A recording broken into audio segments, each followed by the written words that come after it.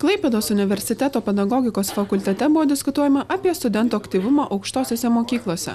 Diskusijoje dalyvavo fakulteto studentų atstovybė ir Klaipėdos universiteto studentų sąjungos nariai.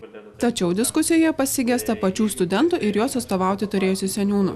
Anot diskusijos organizatoriaus Dariaus Rekio, menkas studentų aktyvumas pastebimas ne tik Klaipėdos universiteto pedagogikos fakultete, bet ir visose Lietuvos universitetuose.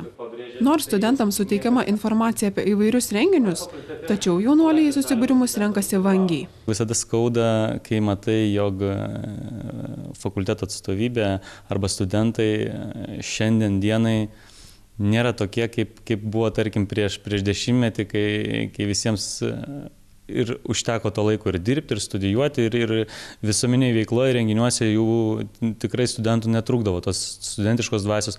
Šiandien pats vis dar studijuoju, bet tos dvasios studentiškos pasigendu. Tai tikriausiai visuotinio abejingumo problema, kai mes ne tik tai šitoj srity, daugelį sričių esame abejingi, daugelį įvykių ir dalykų, kurie dedasi aplinkui, tai jeigu mes iš savo pusės skatinsime šitą veiklą ir studentai, aš manau, dabar turime naują pirmininkę ir komanda toliau formuojasi nauja ir studentai iš savo pusės taip pat nebus abejingi tiems dalykams, tai aš manau, kad tos problemos neturėtų likti. Pasak diskusijos organizatoriaus Dariaus Rekio, dauguma studentų atėję iš mokyklos suolo įsivaizduoja, kad ir universitete atmosfera yra lygiai tokia pati.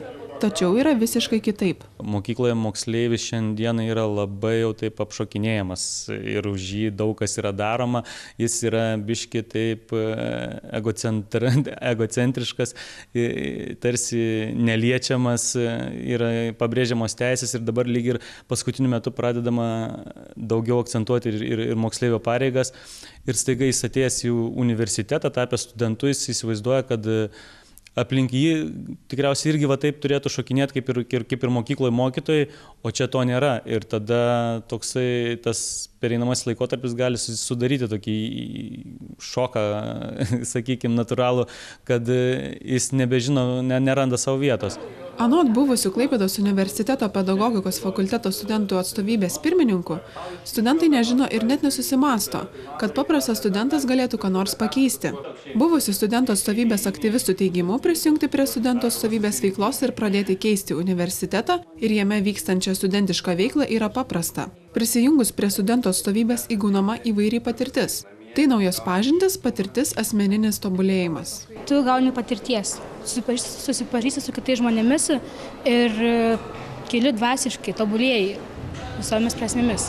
Norisi, kad Klaipėdos universiteto studentai kuo aktyviau reikštųsi, kuo daugiau įgytų tos patirties ir padarytų kuo didesnę karjerą, nes tai formuoja ir pačią universiteto įvaizdį. Studentų aktyvumo klausimas retorinis. Neaišku, kas yra už tai atsakingas – pats studentas, dėstytojai ar studentų atstovybės.